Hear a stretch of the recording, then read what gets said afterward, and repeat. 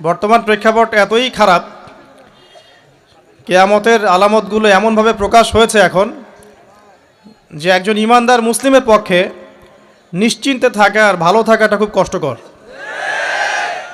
তো দেখুন, এই জামানার কথাই নবীজি বলছেন সাল্লাল্লাহু আলাইহি ওয়াসাল্লাম, তোমাদের সামনে এমন একটা যুগ আসছে, নবীজি বলছেন জামানা সাবরিন, কঠিন জামানা, যেই জামানায় ঈমান নিয়ে চলাটা হবে হাতের মধ্যে আগুন নিয়ে চলার মতো।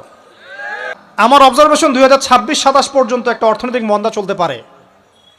বলবে কিছু কিছু লোক যে ভবিষ্যৎবাণী করতে যাওয়ার, এটা ভবিষ্যৎবাণী নয়। আপনি বর্তমান সম্পর্কে খবর রাখেন না বলেই বর্তমানকে আপনার ভবিষ্যৎ মনে হচ্ছে। সম্মানিত উপস্থিতি, কেমন আছেন আপনারা? আলহামদুলিল্লাহ আলা কুল্লি হাল ওয়া ফি কুল্লি মাকান। যদিও বা বর্তমান প্রেক্ষাপটে একজন মুসলিম ভালো থাকতে পারে না।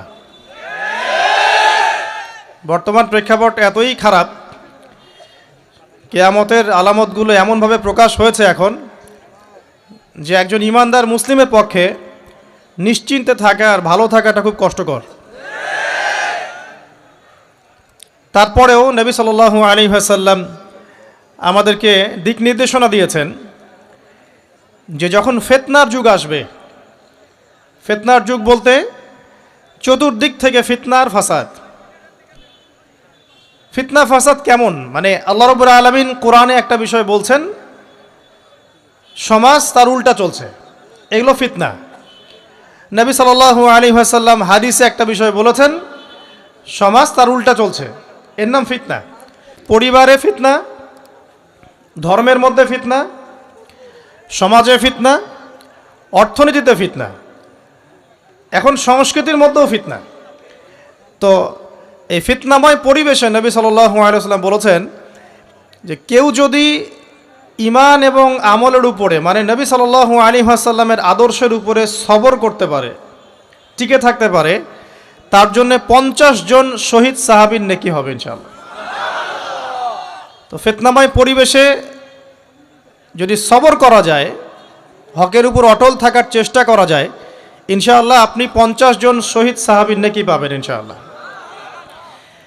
তো প্রত্যেকটা ক্ষেত্রেই আপনি ফিতনা পাবেন। পরিবারের দিকে তাকাবেন, দেখবেন পরিবারের বন্ধনগুলো আগের মতো নাই, প্রচুর ডিভোর্স হচ্ছে, স্বামী স্ত্রীর বিচ্ছেদ প্রচুর বেড়ে গেছে। তারপরে সন্তান সন্ততি আমাদের পরিবারে যারা আছে, দেখবেন এরা বেশিরভাগই দুনিয়াদার হয়ে গেছে, দিনের খুব একটা ফিকির নাই। বেশিরভাগ পরিবারের সদস্য দেখবেন নামাজ কালামের এখন ধার ধারছে না। ম্যাক্সিমাম পরিবার থেকে আস্তে আস্তে পর্দাটা কিন্তু শিথিল হয়ে যাচ্ছে। আপনি ব্যক্তি জীবনের দিকে তাকিয়ে দেখেন, গর্বের সাথে আমরা বলি না যে 90% মুসলিমের বাংলাদেশ, দেখবেন মেজরিটি সংখ্যক মুসলিম 5 ওয়াক্ত নামাজ জামাতে পড়ে না। বেশিরভাগ মুসলিম দেখবেন আল কোরআন বিশুদ্ধ করে তেলাওয়াতও করতে পারে না। তো এরপরেও আমরা দাবি করি যে আমরা প্রকৃত মুসলিম, জান্নাত আমাদের জন্য অপেক্ষা করছে। আসলে বাস্তবতা এমন নয়। যারা কোরআন আমরা টুকটাক পড়তে জানি, তাদের মধ্যে কত পার্সেন্ট কোরআনের অর্থ বোঝে? এই আল্লাহ পাকের কিতাব আমার হাতে আছে, এই কিতাবের অর্থ কতজন বোঝে? এটা একটা চ্যালেঞ্জ। যারা কোরআন পড়তে জানি আমরা, তাদের প্রতি চ্যালেঞ্জ, দেখেন তাদের মধ্যে কত পার্সেন্ট মানুষ কোরআনের অর্থ বলতে পারবে। আর অর্থটা যে জানা জরুরি, এই বিষয়টাও আমরা এখন জনগণকে বোঝাতে ব্যর্থ হচ্ছি। কোরআনের অর্থটা যে বোঝাটা জরুরি, এটা বোঝাতেও ব্যর্থ হচ্ছে। কারণ আমরা সবাই প্রত্যেক হরফে 10 নেকি পেতে চাই। কোরআন তেলাওয়াত করলে প্রত্যেক হরফে 10 নেকি হবে, এই তো। তো এই কনসেপ্ট যখন আমার মাথায় ঢুকে গেছে, আমি ওখানে নিজেকে থামিয়ে দিয়েছি। অর্থ বুঝে গবেষণা করলে এবং কোরআন কেন্দ্রিক জীবন ব্যবস্থা গড়লে যে আরও বেশি নেকি হয়, এটা আমার মাথায় নাই। প্রত্যেক হরফে 10 নেকি তো আপনি পাবেন তেলাওয়াত করলে, কিন্তু অর্থ বুঝে এর ভিতরে ঢুকলে, গবেষণা করলে এর মূল স্বাদটা পাওয়া যায়, এটা আমরা বুঝতে পারছি না। দেখবেন বেশিরভাগ মানুষ কোরআনের অর্থটা জানে না। আবার আমরা যারা টুকটাক ভাঙাচুরো অর্থ জানি, তারা আবার দেখবেন কোরআনের সমস্ত আদেশ মেনে চলতে পারছি না, এবং কোরআনের সমস্ত নিষেধও বর্জন করতে পারছি না। তো সমস্যা কিন্তু এখানেও থেকে গেছে। আবার কোরআনের ব্যাখ্যায় আছে হাদিস। তো এই হাদিসকে কেন্দ্র করে কোনো বিভ্রান্তির সুযোগ ছিল না, কিন্তু এখানেও আমরা বিভিন্ন জাল এবং মানে বানোয়াট হাদিসের উপর আমলও শুরু করেছি। হাদিসের নামে এমন অনেক কিছুই চলছে সমাজে যেগুলোর সাথে হাদিসের কোনো সম্পর্ক নাই। আমি বলতে চাচ্ছি যে হাদিসের নামে আবার সমাজে এমন অনেক আমল চালু আছে যেগুলোর সাথে আবার হাদিসের কোনো সম্পর্ক নাই। তো দেখুন, ধর্মের মধ্যে সমস্যা থেকে গেছে। আবার আমরা সবাই মুসলিম, আমাদের সবার ইউনাইটেড থাকার কথা। মুসলিম একটা জাতি, তাদের আল্লাহ একজন, রাসূল একজন, কেবলা এক, তাদের সবার মধ্যে একটা ইউনিটির কথা ছিল। কিন্তু আমরা ধর্মতাত্ত্বিকভাবে এবং পলিটিক্যালি আমরা বিভিন্ন দলে বিভক্ত এবং আপসের মধ্যে মিল মহব্বত কম। বাইরে হয়তো আমরা বলি যে আমি একজন ধর্মতাত্ত্বিক দলের সদস্য, সে আরেকটা ধর্মতাত্ত্বিক সংগঠনের সদস্য, সে আরেকটা মানহাজ ফলো করে, সে আরেক জামায়াতের, সে আরেক তরিকার ইত্যাদি।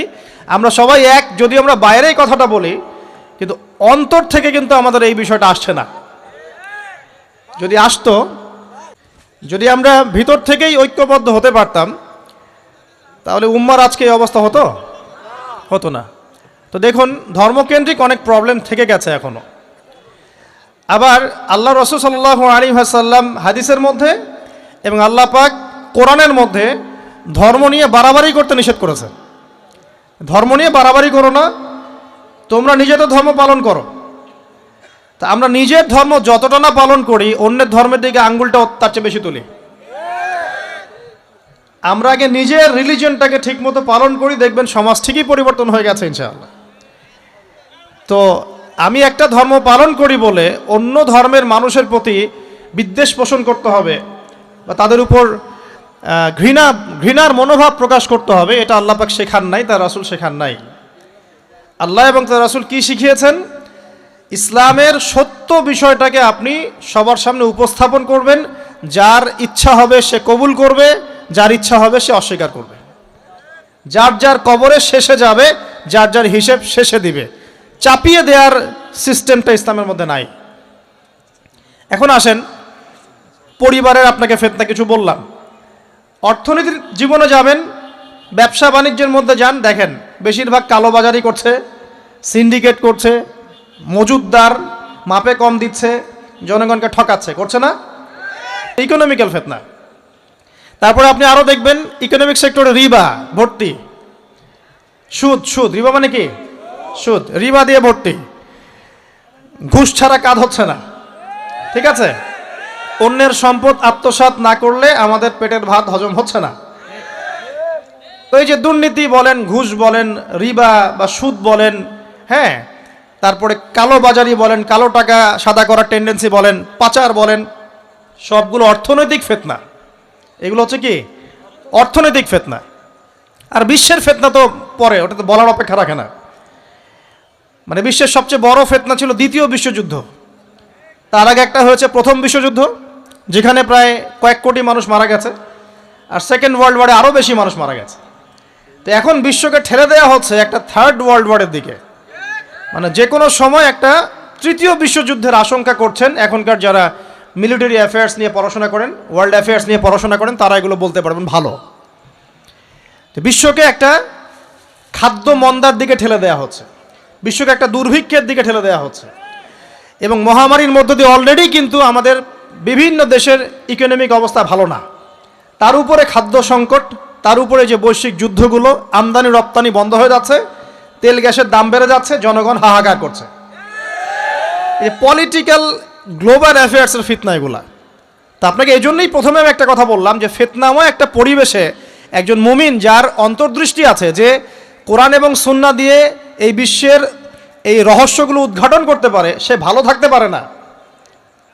তার মনটা সবসময় কিন্তু মানে ব্যাকুল থাকবে যে কিভাবে এইসব সমস্যা থেকে নিজে উত্তরণের পথ খুঁজতে পারি, আর আমার পরিবারকে বাঁচাতে পারি, আর আমার জনগণকে বাঁচাতে পারি। আর যদি আপনি আত্মকেন্দ্রিক হন, স্বার্থপর হন, তাহলে নিজের চটকায় তেল দিবেন, নিজে ভালো থাকলেই বাপের নাম। তো দেখুন, এই জামানার কথাই নবীজি বলছেন সাল্লাল্লাহু আলাইহি ওয়াসাল্লাম, তোমাদের সামনে এমন একটা যুগ আসছে, নবীজি বলছেন জামানা সাবরিন, কঠিন জামানা, যেই জামানায় ঈমান নিয়ে চলাটা হবে হাতের মধ্যে আগুন নিয়ে চলার মতো। তো নবীজি বলছেন ওই সময়ে সাহাবী জিজ্ঞাসা করছেন, ইয়া রাসূলুল্লাহ, আমি ওই সময়ে কি করব? ওই সময় আমি কি করব, আমাকে কি পরামর্শ দিচ্ছেন? নবী সাল্লাল্লাহু আলাইহি ওয়াসাল্লাম বলছেন, হে আমর ইবনে আস, তুমি ওই সময় বাড়িতে অবস্থান করো, বাসায় থাকো, বিনা প্রয়োজনে বাড়ির বাইরে এসো না। ওই সময় তুমি নিজের পাপের জন্য আল্লাহর কাছে ক্রন্দন করতে থাকো, বিনা প্রয়োজনে বাড়ির থেকে বের হয়েও না। আর মানুষের সাথে এত বেশি মেলামেশা করো না, নিজে তোমার আমল, তোমার গুনাহ নিয়ে ব্যস্ত থাকো, তোমার পাপের জন্য আল্লাহর কাছে কান্নাকাটি করো, ইনশাল্লাহ তুমি নাজাত পেয়ে যাবে। এটা একটা অপশন, মানে ফিতনাময় পরিবেশে আপনি কিভাবে বাঁচবেন, এটা একটা অপশন। আরেকটা হাদিসে গিয়ে নবী সাল্লাল্লাহু আলাইহি ওয়াসাল্লাম বলছেন যে যখন এমন ফিতনাময় পরিবেশ আসবে, তখন যদি তোমরা এই আমর বিল মারুফ নাহি আনিল মুনকার, সৎ কাজের আদেশ, অসৎ কাজের নিষেধ, আমার সুন্নতের উপর অটল থাকতে পারো, তাহলে তোমরা 50 জন শহীদের নেকি পাবে। সাহাবায়ে কেরাম বলছেন, ইয়া রাসূলুল্লাহ, আমিনহুম আও মিন্না, তাদের মধ্যে 50 জন নাকি আমাদের মধ্যে 50 জন শহীদ? নবী করিম সাল্লাল্লাহু আলাইহি ওয়াসাল্লাম বলছেন, বাল মিনকুম, বরং তোমাদের মধ্যে 50 জন শহীদ। এটা অপশন নাম্বার 2। এক কি বললাম, আপনি নিজেকে নিয়ে ব্যস্ত থাকেন, বাসায় থাকেন, বিনা প্রয়োজনে বাড়ির থেকে বের হবেন না, মানুষের সাথে কম মেলামেশা করেন এবং নিজের পাপের জন্যে আল্লাহর কাছে কান্নাকাটি করেন, নিজের আমল নামা নিয়ে ব্যস্ত থাকেন, ইনশাআল্লাহ নাজাত পাবেন। 2 নাম্বার, যদি আপনার কাছে আরও বেশি যোগ্যতা থাকে এবং আপনি আরও বেশি সাহসী হন এবং আপনি উম্মার, দেশের জনগণের কল্যাণ কামনা করেন, তাহলে অন্যদেরকেও এই ফিতনাময় পরিবেশে টিকে থাকার ফর্মুলা বলে দেন। এখানে সবর করেন, আমর বিল মারুফ নাহি আনিল মুনকারের কাজ করেন, আল্লাহ পাক আপনাকে ইনশাআল্লাহ 50 জন শহীদ সাহাবীর নেকি দিবেন ইনশাআল্লাহ। আরও অপশন আছে। কি অপশন? ওই যে আসহাবুল কাহফ কি করেছিল, একটা ফিতনাময় পরিবেশ থেকে নিজেরা আস্তে করে সরে গিয়েছে। যখন আপনি পরিবেশকে পরিবর্তন করতে আর পারছেন না, দাওয়াত দিয়েও কোনো কাজ হচ্ছে না, মানুষ কথাও শুনছে না, জুলুম নির্যাতন বাড়তেই আছে, টিকে থাকা মুশকিল, তখন তাদের হিসেবের দায়িত্ব আল্লাহর উপর ছেড়ে দেন, আপনি ওখান থেকে ডিসকানেক্টেড হয়ে যান। এটা একটা অপশন। এই অপশন বেছে নিয়েছিল ইব্রাহিম আলাইহিস সালাম, তার বাবাকে বুঝিয়েছেন, কাজ হয়নি, চলে গেছেন। এই অপশন বেছে নিয়েছিল আসহাবুল কাহফ, সবাইকে বোঝাচ্ছে কাজ হচ্ছে না, তার রাস্তায় করে চলে গিয়ে গুহার মধ্যে রাত কাটানো শুরু করেছে। এমনও হাদিস পড়েছি আমি যে ফিতনাময় পরিবেশে সবচেয়ে সৌভাগ্যবান হবে ওই শ্রেণীর মানুষ যারা দেখা যাবে যে পাহাড়ি কোনো এলাকায় বা দূরবর্তী কোনো জায়গায় বসবাস করছে, যেখানে বৃষ্টিপাত হয়, গরু, ছাগল, মেষ, বকরি এগুলো নিয়ে ওখানে চড়ায়, যখন আজানের সময় হয়, নামাজের ওয়াক্ত হয়, আজান দেয়, নামাজ পড়ে, দুনিয়ার ফিতনা থেকে এরা দূরে আছে, এরা সফল। এমনও হাদিস আছে। তো হয়তো আপনার কাছে মনে হচ্ছে না এখন ওই যুগ আসে নাই, কিন্তু আমি আপনাকে বলে দেই যে কোরআন এবং সুন্নাহর চোখ দিয়ে যদি আপনি দেখতে শেখেন এবং বর্তমান বিশ্বের প্রেক্ষাপটটা অ্যানালাইসিস করার যোগ্যতা আপনি অর্জন করেন কোরআন সুন্নাহর চোখ দিয়ে, আপনি বুঝতে পারবেন সেই সময় অনেক আগেই চলে এসেছিল। এখন ফিতনা এবং ফাসাদময় এই পরিবেশে আমরা কি করতে পারি, ছোট স্কেলে, বড় স্কেলে না, ছোট স্কেলে। আমি আজকে বড় বিষয় নিয়ে কথা বলতে আসি নাই, কারণ আমি চিন্তা করলাম যে আসলে প্রথমে যদি ব্যক্তিকেন্দ্রিক বিষয়টা ঠিক না হয়, বড় বিষয় আলোচনা করে কোনো লাভ নাই। আগে ব্যক্তি যদি ঠিক না হয়, বড় বিষয় আলোচনা করে আসলে কোনো লাভ নাই, আপনারা বুঝবেনও না, মাথার উপর দিয়ে চলে যাবে। এখন গ্লোবাল অ্যাফেয়ার্স নিয়ে কথা বলে খুব একটা ফায়দা নাই আপনাদের। এখন ইকোনমিক পুরো এই সুদভিত্তিক সিস্টেম আপনি চেঞ্জ করতে পারবেন না, এবং পুরো যে তাগুতি ব্যবস্থা আপনি চেঞ্জ করতে পারবেন না। আপনি কি করতে পারবেন? আপনি নিজেকে পরিবর্তন করতে পারবেন, আপনার পরিবারকে পরিবর্তন করতে পারবেন। এতটুকু আপনার পক্ষে এখন পর্যন্ত সহজ, ঠিক না বে ঠিক কথা? এটা আপনি এখন করতে পারবেন। তো এটার ফর্মুলা কি? ফর্মুলা ঘাটতে গিয়ে আল্লাহ পাক আমার মাথার মধ্যে একটা হাদিস নিয়ে এসে দিলেন, কারণ আমি বিশ্বাস করি যে আপনারা বলছেন মৌলানা, আল্লামা, আমি আসলে এমন কিছু নই। এই কথাগুলো আসলে আমার সাথে যায় না। আমি নিতান্তই একজন ছোট মানুষ এবং তালেবে ইলম, জ্ঞানের পথের পথযাত্রী, আর আমি তালেবে ইলম হয়ে থাকতে চাই।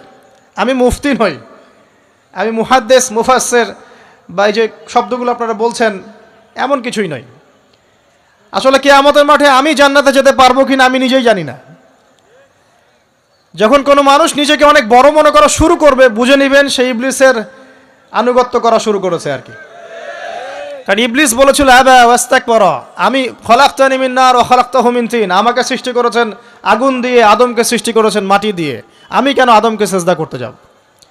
তো এটা ইবলিসের চরিত্র, আবা ওয়াস্তাকবার, সে উদ্ধত হয় এবং অহংকার প্রদর্শন করে। তো আমি মনে করি যে আমি কিছু বলি না, আল্লাহ রাব্বুল আলামিন আমাকে বলার তৌফিক দেন মাত্র, আলহামদুলিল্লাহ। তা আমার মাথায় একটা হাদিস আসছে, সকাল থেকে ঘুরছে। সেটা হচ্ছে, দেখুন, বারা ইবনে আযিব রাদিয়াল্লাহু আনহু থেকে বর্ণিত হাদিসটা আসছে এবং হাদিসটা বিশুদ্ধ। এখান থেকে আমি মূল আলোচনা যাচ্ছি যে একদিন আনসার মানুষদের মধ্যে, আনসার কারা? আমাদের আনসার বাহিনী। আনসার কারা? যারা মুহাজির সাহাবীদেরকে আশ্রয় দিয়েছিল মদিনায়, তাদেরকে কি বলা হয়?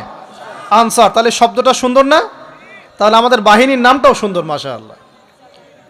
তো আনসার সাহাবীদের মধ্যে একজন ইন্তেকাল করেছেন, ইন্না লিল্লাহি ওয়া ইন্না ইলাইহি রাজিউন।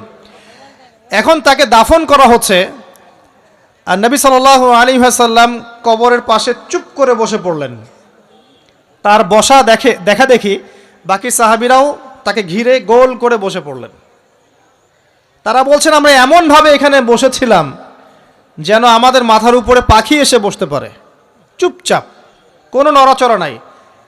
দেখেন রাসূলের সাথে বসার সুন্নত, দেখেন কোরআন এবং হাদিসের মাহফিলে বসার কিন্তু সুন্নত আছে। এখানে বসে দুনিয়াবি এত গল্পগুজব করা যাবে না, এই মোবাইল টোবাইল হাবিজাবি নিয়ে এত ব্যস্ত থাকা যাবে না, দিলের কান দিয়ে শুনতে হবে, ঠিক আছে? আদব আছে, না হলে কথা আপনার উপর তাসির করবে না।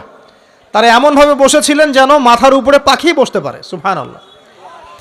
এবার নবী করিম সাল্লাল্লাহু আলাইহি ওয়াসাল্লাম বলছেন যে যখন মাইয়েতকে কবরে শোয়ানো হয় তখন সে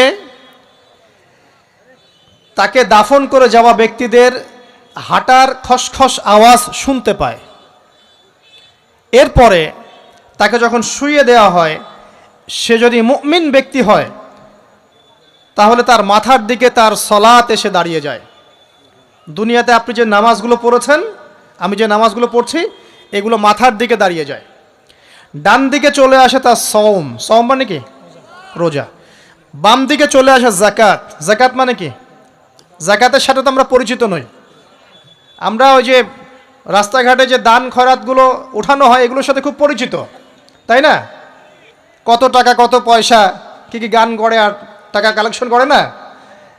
অনেক সময় দেখা যায় রাস্তায় যাচ্ছি আমরা গাড়ি নিয়ে, পারলে গাড়ির সামনে এসে হুমড়ি খেয়ে পড়বে টাকা নেওয়ার জন্য। এইভাবে টাকা কালেকশন করতে কে শিখিয়েছে ইসলামে? আর আমরা অনেক সময় ছোট ছোট বাচ্চাদেরকে দিয়ে, মাদ্রাসার ছোট ছোট বাচ্চাদেরকে দিয়ে টাকা কালেকশন করাই, এটা ঠিক না। কেন ঠিক না জানেন?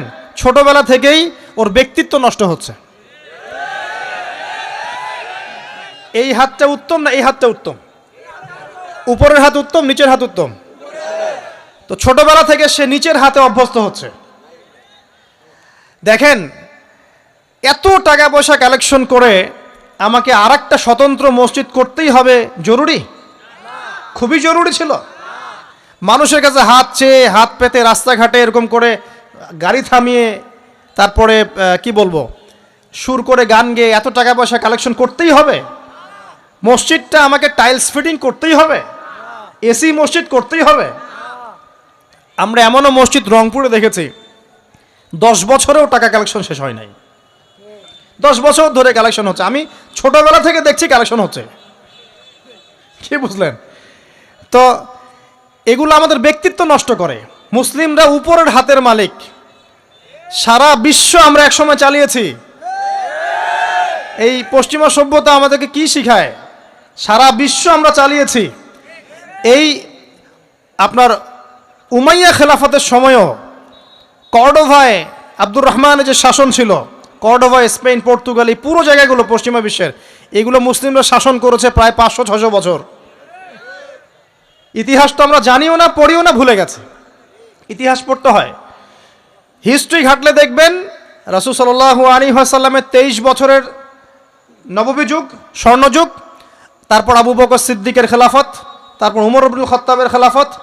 আবু বকর সিদ্দিকের 2 বছর বা 2.5 বছর, উমর রাদিয়াল্লাহু আনহুর প্রায় 10 বছর, তারপর উসমান রাদিয়াল্লাহু আনহুর 12 বছর, আলী রাদিয়াল্লাহু আনহুর প্রায় 2-2.5 বছর, তারপরে হাসান রাদিয়াল্লাহু আনহু 6 মাস, এরপরে উমাইয়া খেলাফত শুরু হলো মুয়াবিয়া রাদিয়াল্লাহু আনহুর হাতে প্রায় 20 বছর। উমাইয়ারা শাসন করেছে প্রায় 90 থেকে 100 বছর। তারপর জাব নদীর যুদ্ধে উমাইয়া আব্বাসী ওরা একে অপরের সাথে যুদ্ধ করেছে, করে উমাইয়ারা পরাজিত হয়ে আব্বাসীয়রা ক্ষমতায় গিয়েছে। ক্ষমতায় গিয়ে তারা প্রায় শাসন করেছে প্রায় 550 বছর। এদিকে উমাইয়াদের মধ্যে যারা পরাজিত হয়েছে ওরা চলে গিয়ে কর্ডোভা, আন্দালুসিয়া ওই দিকে খেলাফত কায়েম করেছে। তারপরে আবার এদিকে ফাতেমি খেলাফত ছিল, উসমানীয় খেলাফত ছিল, তারপরে মিশরে তুলুনি একটা রাজবংশ ছিল, আমাদের সাবকন্টিনেন্টে মোগলরা ছিল, সারা বিশ্বে আমরাই ছিলাম। ইতিহাস তো ভুলে গেছে। তা আমরা সবসময় উপরের হাত ছিলাম, উপরের হাত আমরা দিতাম, মানুষ নিত। আর এখন কি হয়েছে? আমরা এখানে আমরা চাই, মানুষ দেয়। আর ওরা কি আর এমনি দেয়? ওরা চড়া সুদ দিবে না? ওয়ার্ল্ড ব্যাংকে যান লোন নিতে, চড়া সুদ, মানে এই সুদ শোধ করতে গিয়ে বিভিন্ন দেশ শ্রীলঙ্কা হয়ে যাচ্ছে। সুদ তো শোধ করতে হবে, এমনি তো আপনাকে আর এগুলো দিবে না। তো এই সুদটা শোধ করতে গিয়ে আমাদের জিনিসপত্রের দাম বেড়ে যাবে, তারপরে দেখবেন জনগণের উপর কর বেড়ে যাবে, অনেক প্রবলেম। আর এই প্রবলেমগুলো ফেস করতে হবে কি কারণে? রিবা বা সুদের কারণে। তো এই যে বলছি, দেখেন ছোটবেলা থেকেই যে আমরা নিচের হাতে অভ্যস্ত হচ্ছি, এটা ত্যাগ করতে হবে। ব্যক্তিত্বের পরিচয় দেন, এত টাকা পয়সা চেয়ে প্রতিষ্ঠান করার দরকার নাই। আমার জমি আছে 1 বিঘা, আমি প্রতিষ্ঠান করবো ইনশাআল্লাহ। আপনার 2 বিঘা আপনি করেন, যার সামর্থ্য আছে সে করবে, সামর্থ্য নেই করার দরকার নাই। আর একটা মসজিদ যদি কবুল হয়, একটা মসজিদ একটা জেলার জন্য যথেষ্ট। একটা মসজিদে নববী থেকে নবী সাল্লাল্লাহু আলাইহি ওয়াসাল্লাম সারা দুনিয়া শাসন করেছে। আর আমাদের তো কোটি কোটি মসজিদ বাংলাদেশে। এই যুগের কথাও নবীজি বলেছেন, যে যুগে মসজিদগুলো চাকচিক্যময় হবে, মসজিদগুলো কি হবে? চাকচিক্যময় হবে, হেদায়েত উঠে যাবে, এবং মসজিদের মধ্যে শোরগোল হট্টগোল বেড়ে যাবে। দেখেন না মসজিদে হট্টগোল বেড়ে গেছে না? এটা সেই যুগ। তো যেটা বলছিলাম প্রিয় ভাইরা, যে নিচের হাতে অভ্যস্ত না, উপরের হাতে অভ্যস্ত হতে হবে। এই কারণে এই যে একটা হাদিসের কথা শুরু করলাম, যে আনসার সাহাবী কারা ছিল? যারা মুহাজির সাহাবীদেরকে আশ্রয় দিয়েছে। এখন এই সাহাবীদের মধ্যে একজন ইন্তেকাল করেছে, তার লাশ যখন রাখা হচ্ছে তখন নবীজি বলছেন, মাথার দিকে মাইয়েতের আসে কি? সলাত। সলাত মানে কি? নামাজ। 5 ওয়াক্ত নামাজ আজকে থেকে ছাড়বেন? ওয়াদা করেন আজকে থেকে 5 ওয়াক্ত নামাজ ছাড়বো না ইনশাআল্লাহ। একটা হাদিস খালি বলি, মান তারাকা সালাতান মুতাআম্মিদান ফাকাদ কাফারা, মান তারাকা সালাতান মুতাআম্মিদান ফাকাদ কাফারা। আবার শোনেন, قال رسول الله صلى الله عليه وسلم من ترك صلاة متعمدا فقد كفر। আর মুয়াজ বিন জাবাল রাদিয়াল্লাহু আনহু কে নবীজি বলেছেন, মান তারাকা সালাতা মুতাআম্মিদান ফাকাদ বারিয়াত মিন জিম্মাতিল্লাহ। যে ব্যক্তি নিজের উপর ফরজ নামাজ ছেড়ে দিল, সে কুফরি করলো। মুয়াজ বিন জাবালকে নবী সাল্লাল্লাহু আলাইহি ওয়াসাল্লাম বলছেন, যে ব্যক্তি ফরজ নামাজ ইচ্ছা করে ছেড়ে দিল, সে ব্যক্তি আল্লাহর জিম্মা থেকে মুক্ত হয়ে গেল। নামাজ ছাড়বেন প্রিয় ভাই, জামাতের সাথে ইনশাআল্লাহ। আল্লাহ আমাকে তৌফিক দেখ, আপনাদের সবাইকে তৌফিক দান করুন, আমিন। জামাত যদি না পান, একা পড়ে নেবেন, ঠিক আছে? যদি ঘুমিয়ে থাকেন, ঘুম থেকে উঠে পড়বেন। ভুলে গেছেন, যখন মনে হবে তখন পড়বেন। অজু করার পানি নাই, কি করবেন? তায়াম্মুম করবেন। তায়াম্মুমেরও কিছু নাই, আপনার কোনো কাপড়ই নাই, সতর ঢাকার কোনো কাপড়ই নাই, কি করবেন? বসে বসে নামাজ পড়বেন ওই অবস্থাতেই। এটা কোনো মাফ নাই, মানে আপনার অজু করার কোনো পানি নাই, তায়াম্মুমের কিছুই নাই, কাপড়ও নাই সতরে, তখনও নগ্ন হয়ে বসেই নামাজ পড়তে হবে, মাফ নাই। যখন শোয়ানো হবে মাথার দিকে কি থাকবে? সলাত। তাহলে আমরা যারা ফরজ সলাত এখন আদায় করছি না, আজকে তওবা করেন, বলেন আস্তাগফিরুল্লাহ আল্লাযী লা ইলাহা ইল্লা হুয়াল হাইয়ুল কাইয়ুম ওয়া আতুবু ইলাইহি। হে আল্লাহ, আমরা তওবা করছি, সারা জীবনে যত নামাজ পড়ি নাই এই সমস্ত নামাজ না পড়ার পাপ থেকে তোমার কাছে তওবা করছি। ঠিক আছে, এটা আস্তাগফিরুল্লাহর অর্থ নয়, আমি বাংলায় বললাম। আর যদি নামাজ কাজা করে আদায় করে দিতে পারেন আলহামদুলিল্লাহ, খুবই ভালো হয়। যদি নাও পারেন তাও এখন থেকে আর কোনো নামাজ বাদ দিয়েন না, আর বেশি বেশি নফল নামাজ পড়ার চেষ্টা করেন। আল্লাহ পাক তৌফিক এনায়েত করুন। আসুন, তারপরে ডান দিকে কি? সওম। সওম মানে কি? রোজা। রমজান মাসে রোজা রাখি সবাই তো, মাশাআল্লাহ, আলহামদুলিল্লাহ। রমজান মাসে সওম রাখার পাশাপাশি বেশি বেশি নফল সওম রাখার ব্যাপারে অভ্যস্ত হওয়ার চেষ্টা করতে হবে। সবচেয়ে সেরা সওমগুলো হচ্ছে মাসের 3 দিন, আইয়ামে বীজের সওম, চাঁদের 13, 14 এবং 15 তারিখ। আর সপ্তাহে 2 দিন, সেটা হলো বৃহস্পতিবার এবং কি সোমবার। আল্লাহ পাক তৌফিক দান করুন, আমিন। এছাড়া আরাফার সওম আছে, আশুরার সওম আছে, ঠিক আছে, জিলহজ মাসের প্রথম 10 দিন রাখতে পারেন, ইত্যাদি। এবার বাম দিকে কি? যাকাত। যেটা বলছিলাম, যাকাতের সাথে আমরা খুব একটা পরিচিত নই, অথচ যাকাত একটা ফরজ ইবাদত। কেউ যদি নামাজ এবং যাকাতের মধ্যে পার্থক্য করে সে ব্যক্তি কাফের হয়ে যাবে। কেউ যদি মনে করে নামাজ আমি মানি, যাকাত আমি মানি না, তাহলে কাফের হয়ে যাবে। নিসাব পরিমাণ সম্পদ হলে প্রত্যেক মুসলিমের উপর যাকাত ফরজ, ঠিক আছে। এবং এই যাকাতই হচ্ছে আপনার ইসলামিক অর্থনীতির মূল ভিত্তি। যাকাত হচ্ছে ইসলামিক অর্থনীতির কি? মূল ভিত্তি। তো যে কথা বলছিলাম প্রিয় ভাইরা, দেখুন, যাকাত ইসলামিক অর্থনীতির মূল ভিত্তি। কিভাবে জানেন? ব্যবসা এবং যাকাত এটা কি করে? এটা একটা মার্কেটের মধ্যে সম্পদ ঘুরতে থাকে। আমি বুঝাচ্ছি আপনাকে। মনে করেন আপনি ব্যবসা করছেন এবং যাকাত দিচ্ছেন। যাকাত কারা দিবে? যারা যাকাতের নিসাব পরিমাণ সম্পত্তি রাখে, মানে কিছুটা ধনী তারা। তো তারা ব্যবসা করছে, মাশাআল্লাহ। ব্যবসা যখন করে, ব্যবসায় কি থাকে? লাভ থাকে, লস থাকে, লাভ থাকে, লস থাকে। লাভও হতে পারে আপনার, লসও হতে পারে। আর সুদে কি? শুধু লাভ, লস আছে? লস নাই। পার্থক্য বোঝেন। এখন ব্যবসা যখন আপনি করবেন, এই টাকা বা মূল যে ক্যাপিটাল যেটা বলে অর্থনীতির ভাষায়, এটা মার্কেটের মধ্যে সার্কুলেট করতে থাকবে। আজকে আপনি ধনী, লাভ করেছেন, কালকে লস করবেন, এই ধন আরেকজনের হাতে চলে যাবে। সে আবার ব্যবসা করছে, সে লাভ করলে সম্পদ তার হাতে থাকলো, লস করলে আরেকজনের হাতে। মানে এই মানিটা, ক্যাপিটাল যেটা, এটা মার্কেটের মধ্যে ঘুরতে থাকে, ঘুরতে থাকে। আজকে কেউ ধনী, কালকে কেউ ধনী, আজকে কেউ ফকির, কালকে কেউ ধনী, এভাবে। এখানে আল্লাহ পাক যাকে ইচ্ছা হয় ধন দেন, যাকে ইচ্ছা হয় দরিদ্র করেন। এটা আল্লাহ পাক নিয়ন্ত্রণ করেন। আবার এর মধ্যে যারা ধনী হবে তারা আবার যাকাত দিবে। কাকে যাকাত দিবে? যে গরিব তাকে। এই কারণে অর্থনৈতিক সাম্য থাকবে এবং টাকা, ক্যাপিটাল মার্কেটে সার্কুলেট করতে থাকবে। এটা হচ্ছে ইসলামিক ইকোনমিক্স।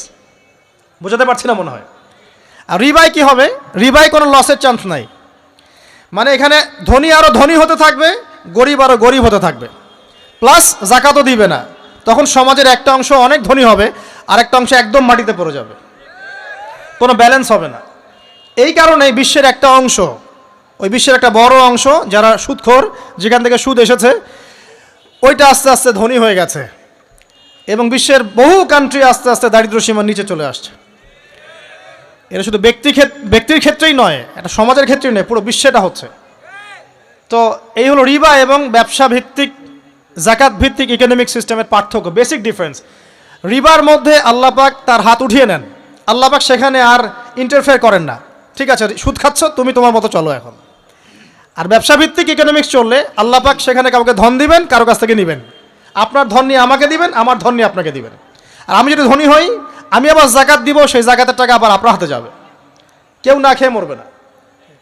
তো সামনে এই যে বলা হচ্ছে 2023 সাল, শুধু 23 সাল না, আমার অবজারভেশন 2026-27 পর্যন্ত একটা অর্থনৈতিক মন্দা চলতে পারে। বলবে কিছু কিছু লোক যে ভবিষ্যৎবাণী করতেছে। আবার এটা ভবিষ্যৎবাণী নয়। আপনি বর্তমান সম্পর্কে খবর রাখেন না বলেই বর্তমানকে আপনার ভবিষ্যৎ মনে হচ্ছে। আমাদের অনারেবল মিনিস্টার যারা আছেন ওদেরকে জিজ্ঞাসা করেন, তাদেরকে জিজ্ঞাসা করেন, তারাও বলছেন যে 2023 সাল থেকে 26 সাল খাদ্য মন্দার মধ্যে যাবে। দেখেন নাই? তারা এই কথা বলছেন কারণ তারা বুঝতে পারছেন ওয়ার্ল্ডের অবস্থা ভালো না। এখানে একটা সলিউশন বলছে, ইচ্ছা হলে আপনি গ্রহণ করতে পারেন, ইচ্ছা হলে নাও করতে পারেন। আমার তো চাপিয়ে দেওয়ার কোনো ক্ষমতা নাই। ফাযাক্কির ইন্নামা আনতা মুযাক্কির, আপনি শুধু উপদেশদাতা। লাস্তা আলাইহিম বিমুসাইতির, আপনি কারো প্রতি দারোগা নন। কি উপদেশ? এই যে যাকাত, যেটা যাকাত, আমাদের যাকাত যেটা আসে, এটাকে একটু বড় পরিসরে কালেক্ট করার চেষ্টা করতে হবে। করে যদি আমরা সুষ্ঠু বন্টন করতে পারি গরিবদের মাঝখানে, ইনশাআল্লাহ কেউ খাদ্য অভাবে মারা যাবে না ইনশাআল্লাহ। আল্লাহ পাক আমাদেরকে বোঝার তৌফিক দান করুন। এর পাশাপাশি তারা যেটা বলেছেন, ইকোনমিক সেকশনের লিডার যারা আছেন তারা যেটা বলছেন এটা ঠিক বলছেন। তারা বলছেন কৃষিভিত্তিক অর্থনীতির কথা বলছেন, এটার সাথে আমি 100% একমত। কারণ আল্লাহ পাকের কোরআন, এই কোরআনের মধ্যে বেশিরভাগ যে অর্থনীতির কথা এসেছে তা হচ্ছে কৃষিভিত্তিক অর্থনীতি। এটা কি জানেন? হয়তো জানেন না। কোরআনে যত ইকোনমিক সিস্টেমের কথা আসছে তার মধ্যে সবচেয়ে বেশি এসেছে কৃষিভিত্তিক অর্থনীতির কথা, তারপর ব্যবসা এবং যাকাত। অতএব তারা ঠিকই বলেছেন, দেশের যারা ইকোনমিক সেকশনে গবেষণা করছেন তারা ঠিক কথাই বলেছেন যে কৃষিভিত্তিক অর্থনীতি হচ্ছে আমাদের অর্থনৈতিক মন্দা দূর করার অন্যতম উপায়। ঠিক বলেছেন, আমি একমত। তো যাকাত যেটা কথা বলছিলাম, বাম দিকে যাকাত আসবে, তো যাকাত আমরা দিব তো ইনশাল্লাহ ভাই। যাদের শোনেন, বাংলাদেশে এমন অনেক শিল্পপতি আছে যাদের একজনের যাকাতের টাকা দিয়ে একটা গ্রাম চলতে পারে। আর যাকাতের টাকা কিন্তু শুধু এক বছরে আসবে না, প্রতি বছরেই ঘুরে ঘুরে আসবে। মনে করেন যে আপনাদের এলাকার মধ্যে অনেক বিত্তশালী আছেন, আমি দোয়া করি মন থেকে আল্লাহ পাক বিত্তশালীদের অন্তরটাকে নরম করে দিক এবং ওসমান রাদিয়াল্লাহু আনহুর মতো দানশীল করে দিক। আমরা দোয়া করি। আমরা কারো খারাপ চাবো? সবার জন্য হেদায়েতের দোয়া করব। টাকা থাকতে তো সমস্যা নাই, কিন্তু টাকা থেকে যদি উসমান রাদিয়াল্লাহু আনহু হতে না পারলাম তাহলে সমস্যা। টাকা থাকতে কোনো সমস্যা নাই, ধন আপনাকে আল্লাহ দিতেই পারেন। এই ধনটাকে উসমান গনি রাদিয়াল্লাহু আনহুর মতো আল্লাহর পথে বিতরণ করে দেন, ইনশাআল্লাহ আল্লাহ পাক আপনাকে জান্নাতুল ফেরদৌস দান করবে ইনশাআল্লাহ। তো অনুরোধ থাকবে, দেখেন আপনারা যদি একটা এলাকার যাকাত কালেক্ট করতে পারেন, মনে করেন কথার কথা এখানে কিছু মেয়ে আছে যারা খারাপ পথে পা বাড়িয়েছে, আমার কথা বুঝতে পারছেন? আচ্ছা, এরকম পল্লী অনেক জায়গায় আছে না? এক বছরের যাকাতের টাকা দিয়ে সমস্ত যৌনপল্লীর মেয়েদেরকে কাজ দেয়া সম্ভব, কর্মে আনা সম্ভব। ওদেরকে কাজের ব্যবস্থা করে দেন, ওরা কাজ করবে না ইনশাআল্লাহ। কোনো মেয়েই এই কাজ করতে চায় না আমার মতে। কোনো মেয়েই চায় না যে ইজ্জত বিক্রি করে খাবো, কোনো মেয়ে চাবে?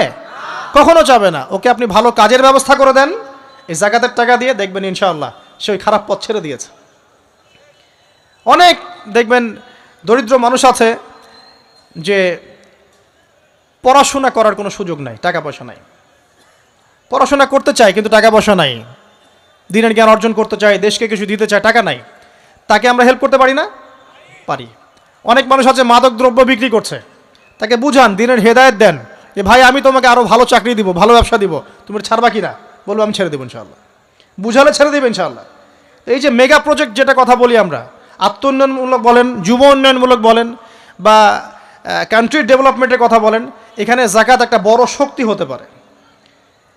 তবে এটাকে সুষ্ঠুভাবে কালেক্ট করতে হবে এবং যাকাতের যে 8টা খাত আছে এই খাতগুলোতে সুষ্ঠুভাবে বন্টন করতে হবে। অমুসলিমদেরকেও যাকাত দেওয়া যায়, জানেন? অমুসলিম যদি কেউ থাকে, দরিদ্র, তাকেও যাকাত দিয়ে সহযোগিতা করা যায়। আমরা সহযোগিতা করি না বলেই তো ওই যে পশ্চিম থেকে লোকজন এসে সহযোগিতা করে খ্রিস্টান বানাচ্ছে এখন সবাইকে।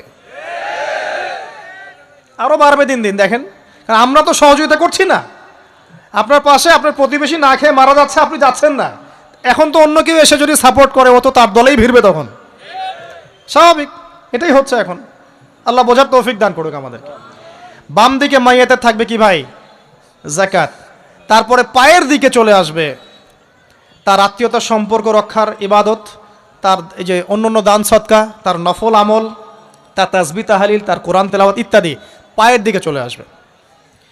এখানে একটা হাদিস এসেছে, সূরাতুল মুলক যে ব্যক্তি রাতের বেলা তেলাওয়াত করবে, কোন সূরা ভাই? তাবারাকাল্লাযী বিয়াদিহিল মুলক ওয়া হুয়া আলা কুল্লি শাইইন কাদির। এই সূরা যে ব্যক্তি রাতের বেলা করে তেলাওয়াত করবে, ইনশাআল্লাহ সূরা মুলক কবরে তার সাথে থাকবে এবং কবর আযাব থেকে সূরা মুলক তাকে বাঁচাবে ইনশাআল্লাহ। আমি বুঝাচ্ছি যে কি অবস্থাটা হবে। এবার দুজন ফেরেশতা মাথার দিক থেকে আসবেন, আসতে চাইবেন, সালাত বলবে এখান দিয়ে আসা যাবে না, এদিক দিয়ে আসা যাবে না। ডান দিক দিয়ে আসতে চাইবেন, এদিক দিয়ে আসা যাবে না। বাম দিক দিয়ে আসতে চাইবেন, যাকাত বলবে এদিক দিয়ে আসা যাবে না। পায়ের দিক দিয়ে আসতে চাইবেন, আমলগুলো বলবে এদিক দিয়ে আসা যাবে না। তখন যাই হোক তারা আসবেন, এটা তাদের এটা কথা কি, এটা কথাটা হচ্ছে যে সলাতের গুরুত্ব, মানে সে সলাত আদায় করেছে, সে আমার হক আদায় করেছে, আমি তার পক্ষে আছি, এটা পক্ষে বোঝাচ্ছে। রোজা বলবে আমি ওর পক্ষে আছি, তাকে আপনি কোনো শাস্তি দিবেন না, আমি তার পক্ষে আছি। আপনারা দুজন তাকে শাস্তি দিবেন না, আমি যাকাত তার পক্ষে আছি, এটা পক্ষে থাকার কথা। তারপরেও তারা আসবেন, চোখগুলো হবে নীল এবং কালো বর্ণে, নীলাপ চোখের কালো, মুনকার নাকির। উঠে বসিয়ে দেওয়া হবে। এবার তিনটা প্রশ্ন। প্রথমে প্রশ্ন হচ্ছে কি, মান রব্বুক, তোমার রবকে। তখন মুমিন বান্দা বুক ফুলিয়ে বলবে রব্বি আল্লাহ, আমার রবকে আল্লাহ। পৃথিবীতে যে ব্যক্তি আল্লাহর সাথে শিরিক করে নাই, আল্লাহর তাওহীদের উপর থেকেছে এবং তার উপরে মৃত্যুবরণ করেছে, ইনশাআল্লাহ সে ব্যক্তি এর উত্তর নির্দ্বিধায় দিতে পারবে ইনশাআল্লাহ।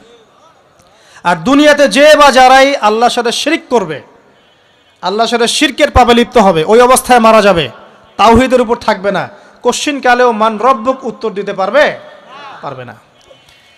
তারপরে প্রশ্ন হয়ে যাবে মা দিনুক, তোমার দিন কি ছিল? মুমিন বান্দা উত্তর দিবে কি, দিনই আল ইসলাম, আমার দিন ছিল ইসলাম। এখানে শুনে রাখেন, পৃথিবীতে যারা ইসলামকে পরিপূর্ণরূপে পালন করবে তারাই এই উত্তর দিতে পারবে ইনশাআল্লাহ।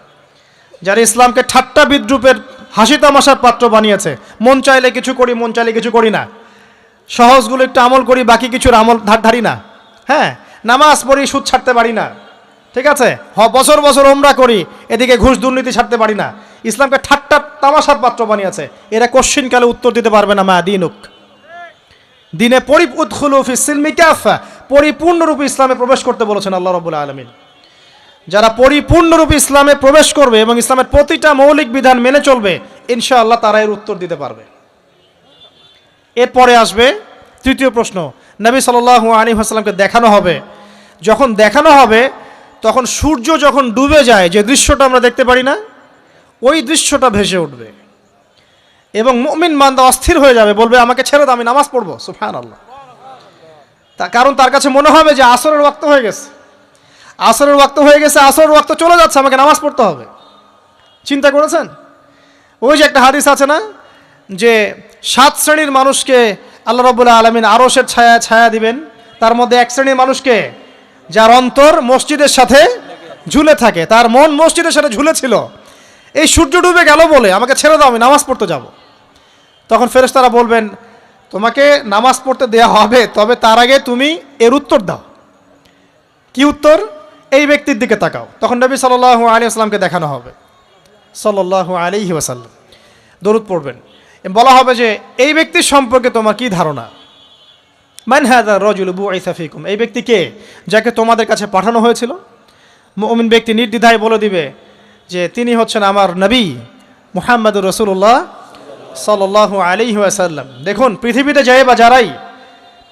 যে বা যারাই নবী সাল্লাল্লাহু আলাইহি ওয়াসাল্লামের সুন্নতের উপর আমল করবে, ইনশাআল্লাহ সে তার উত্তর দিতে পারবে।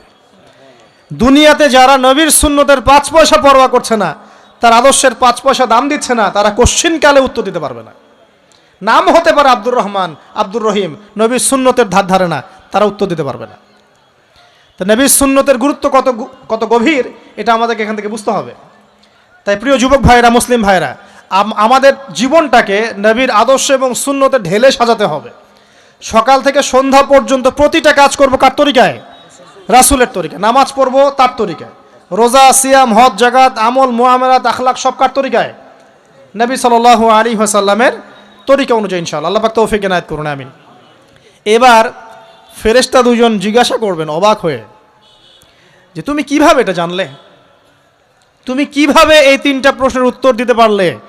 কারণ বেশিরভাগ মানুষ তো উত্তর দিতে পারবে না, বেশিরভাগ মানুষই এই উত্তর দিতে পারবে না।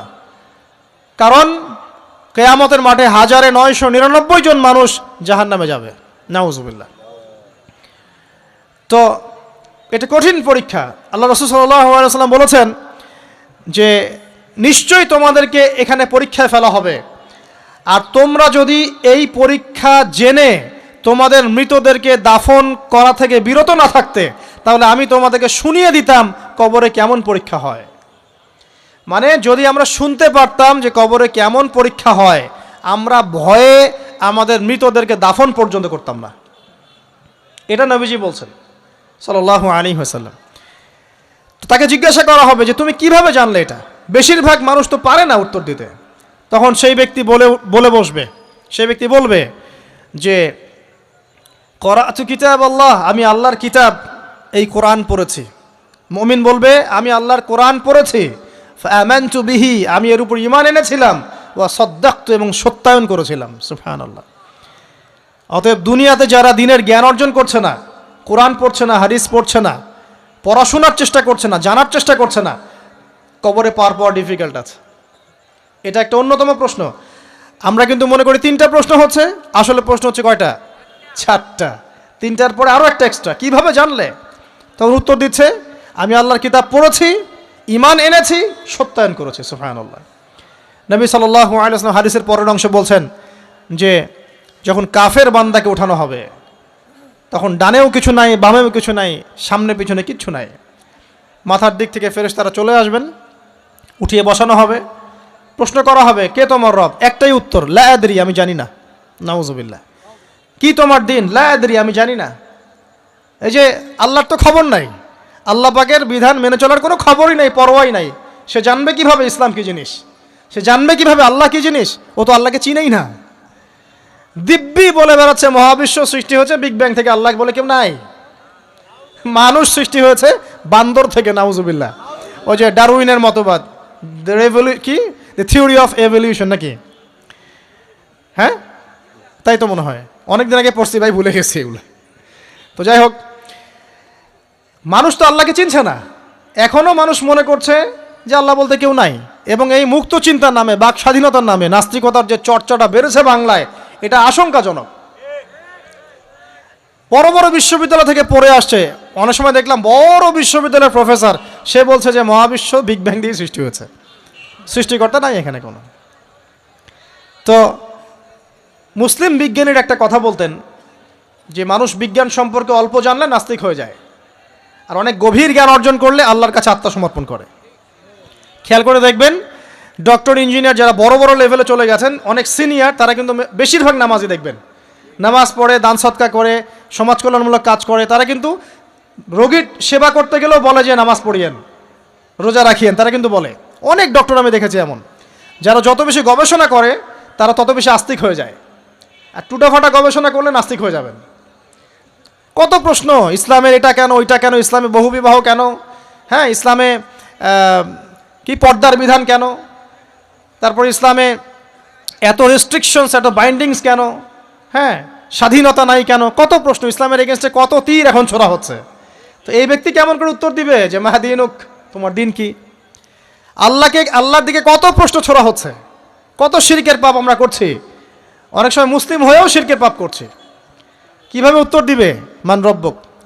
3 নাম্বার প্রশ্ন যখন করা হবে, এই ব্যক্তিকে দেখো দেখি, সে বলবে যে আমি জানি না এই ব্যক্তিকে, তবে শুনেছিলাম, মানুষের মুখে শুনেছিলাম, মানুষ যা বলতো আমি তাই বলতাম। মানে সে রাসূল সাল্লাল্লাহু আলাইহি ওয়াসাল্লামের নাম শুনেছিল হয়তোবা, কিন্তু তার সুন্নত বা আদর্শ কখনো মেনে চলে নাই, পারলো না। এবার জান্নাতি ব্যক্তি হলে কি হতো? ওই যে সূর্য ডুবছিল যেখানে, তার দৃষ্টির সীমা পর্যন্ত কবরকে প্রশস্ত করে দেয়া হতো, এবং জান্নাতের একটা দরজা তার কবরে খুলে দেয়া হতো।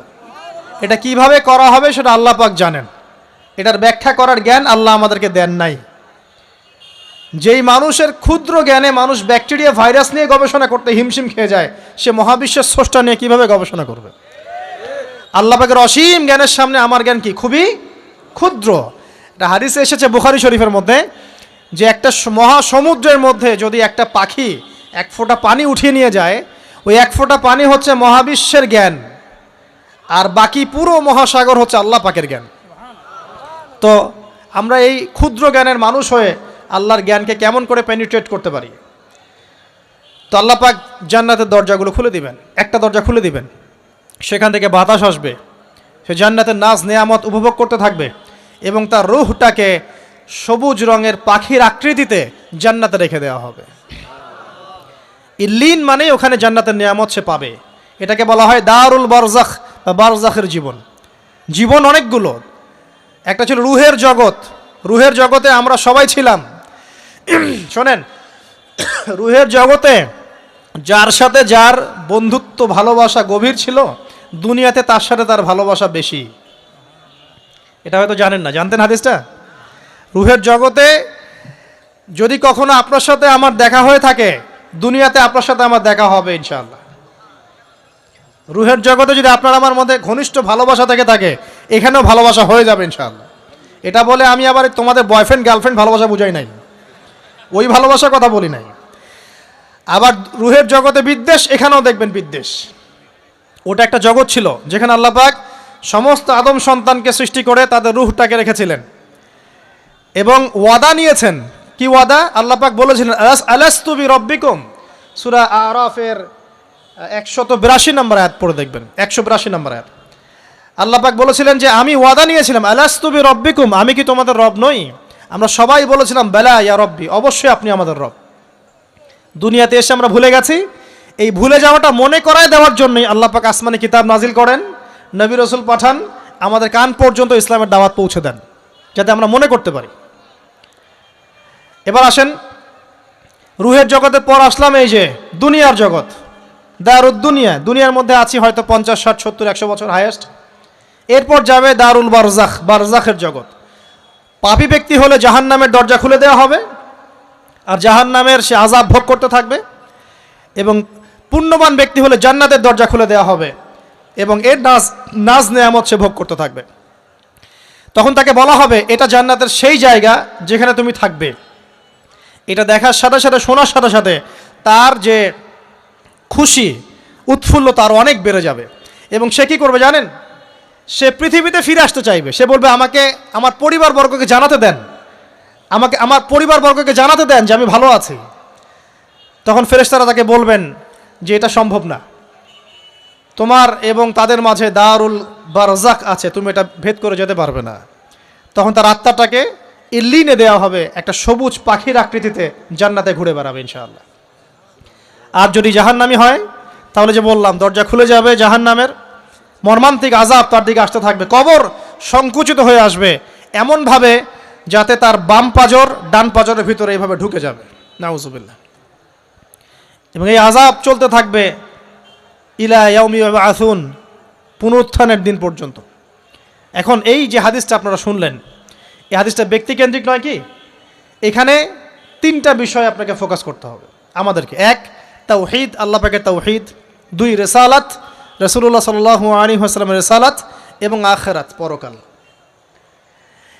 এই তিনটা বিষয় খুব স্বল্প কথায় বলছি। দেখুন, তাওহীদ কি? আল্লাহ পাকের একত্ববাদ। এক আল্লাহকে আপনি সৃষ্টিকর্তা মানবেন, রিজিক দাতা মানবেন, পালনকর্তা মানবেন, সন্তান দাতা, ভালো মন্দের মালিক, সমস্ত কিছুর মালিক কে? আল্লাহ। আল্লাহ আল্লাহ আমাকে বাঁচিয়ে রেখেছেন, আল্লাহ আমাকে মৃত্যু দিবেন, আল্লাহ আমাকে রিজিক দেন, আল্লাহ আমাকে সন্তান দিবেন, আল্লাহ আমার ভালোর মালিক, আল্লাহ মন্দের মালিক, আল্লাহ সমস্ত কিছুর মালিক। এই কনসেপ্ট পরিষ্কার থাকবে, লা ইলাহা ইল্লাল্লাহ পরিষ্কার থাকবে। সমস্ত বিষয় কার পক্ষ থেকে? আল্লাহর পক্ষ থেকে। এই তাওহীদ, সংক্ষিপ্ত কথায় বললাম তাওহীদ। এর মধ্যে তিনটা ক্লাসিফিকেশন আছে, রুবুবিয়্যাত, উলুহিয়্যাত, আসমা ও সিফাত। এটা আপনারা কিতাবুত তাওহীদ বই থেকে পড়ে নিন। সংক্ষেপে বলে দেই, রুবুবিয়্যাত আল্লাহ পাকের সমস্ত বিষয়গুলো তার দিকে সম্বন্ধ করা, সৃষ্টিকর্তা, পালনকর্তা, রিজিক দাতা সবকে আল্লাহ। উলুহিয়্যাত কি? দুনিয়াতে এসেছি আল্লাহ পাকেরই দাসত্ব করতে হবে, অন্য কারো দাসত্ব চলবে না, তাওহীদ উলুহিয়্যাত। আসমা ও সিফাত কি? আসমা সিফাত মানে হচ্ছে আল্লাহ পাকের নাম গুণাবলীগুলো আছে, আল্লাহ পাক রহমান, আল্লাহ পাক রাহিম, আল্লাহ পাক রাজ্জাক, হ্যাঁ, আল্লাহ পাক গফুর, আল্লাহ পাক শদীদুল ইকাব। সমস্ত গুণাবলী কার? আল্লাহর। এই হলো আসমা ও সিফাত। আল্লাহ পাক যেমন, আল্লাহ পাক তেমন, আল্লাহ পাক নিজের মতো, কারোর সাথে তুলনীয় নন। হুয়াল্লাহু আহাদ, একক। আল্লাহুস সামাদ, তিনি অমুখাপেক্ষী। লাম ইয়ালিদ ওয়া লাম ইউলাদ, তিনি জন্ম দেননি, জন্মিতও নন। ওয়া লাম ইয়াকুল লাহু কুফুয়ান আহাদ, তার সমতুল্য আর কিছুই নাই।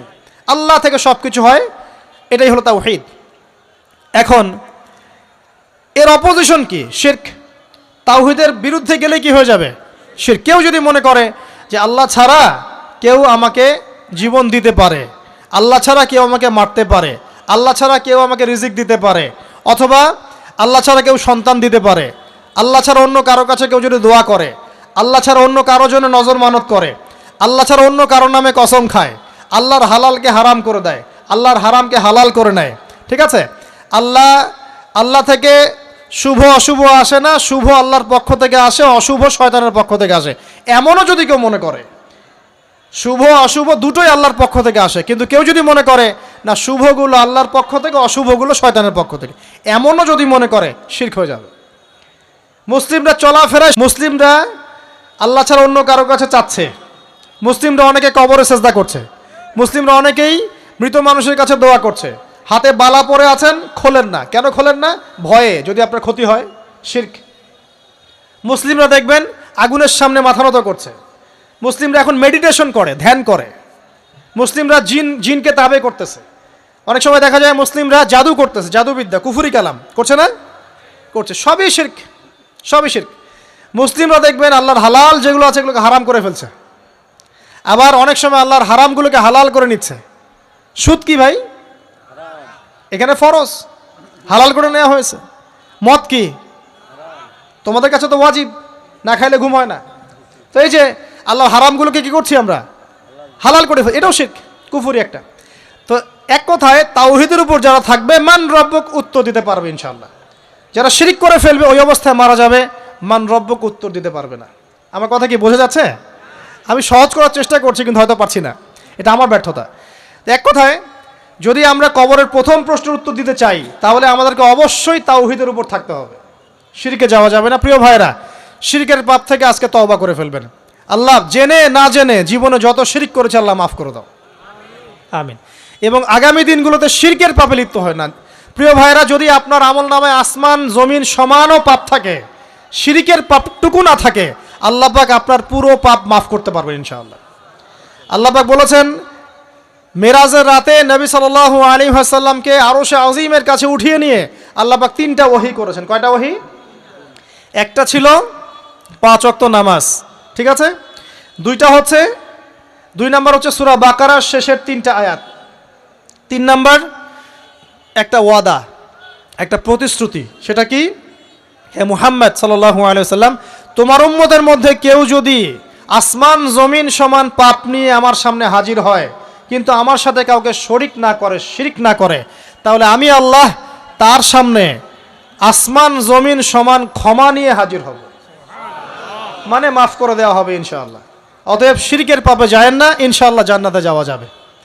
যে ব্যক্তি মন থেকে একবার লা ইলাহা ইল্লাল্লাহ পড়েছে, সমস্ত বিষয় আল্লাহর দিকে সুপর্দ করে, তার অন্যান্য অনেক পাপ থাকতে পারে, আল্লাহ পাক চাইলে সব পাপ মাফ করতে পারেন। অতএব মান রব্বক উত্তর দিতে চাইলে শিরকের পাপে যাওয়া যাবে? যাবে না। আধুনিক শিরকের মধ্যে সবচেয়ে ভয়ঙ্করটা হচ্ছে এটা, যে আমরা আল্লাহর হালালকে হারাম করে নিচ্ছি, হারামকে আবার হালাল করে ফেলছি। এখানে যায়েন না। সব কিছু আল্লাহ থেকে আসে, দোয়া আল্লাহর জন্য করবেন, নামাজ আল্লাহর জন্যে, সব কিছু ইবাদত আল্লাহর জন্যে, দ্বীনি ইলম অর্জন আল্লাহর জন্যে। প্রতিটা কাজের করার আগে নিয়াত ফিক্স করবেন, কেন করব? পরকালীন স্বার্থ থাকলে করব, না হলে করব না। কেন তুমি টিকটকে যাবা না? কারণ পরকালীন কোনো স্বার্থ নাই। কেন তুমি ফ্রি মিক্সিং অ্যাফেয়ার্সে যাবা না? কারণ পরকালীন কোনো স্বার্থ নাই। কেন মদ খাবা না? পরকালীন কোনো স্বার্থ নাই। কেন মিউজিকে যাচ্ছ না? কারণ পরকালীন কোনো স্বার্থ নাই। কেন তুমি এই যে সুদ খাবা না? কারণ পরকালীন কোনো স্বার্থ নাই। যে কাজে পরকালীন কোনো স্বার্থ নাই, সে কাজে কোনো মুমিন মুসলিম নাই। কেন নামাজ পড়বো? কারণ পরকালীন স্বার্থ আছে। কেন রোজা রাখবো? পরকালীন স্বার্থ আছে। কেন আমি হালাল বিয়ে করব, হারাম জেনায় যাব না? পরকালের স্বার্থ আছে। কেন আমি যাকাত দিব, ব্যবসা করব, সুদ খাবো না? কারণ পরকালের স্বার্থ আছে। কেন ইসলামের দাওয়াত দিব? পরকালের স্বার্থ আছে। কেন হাদিস প্রচার করব? কারণ পরকালের স্বার্থ আছে। ইসলামের জন্য সবর করব কেন? পরকালের স্বার্থ আছে। পরকালের স্বার্থ যেখানে, মুসলিম সেখানে। পরকালীন স্বার্থ নাই, আমরা নাই।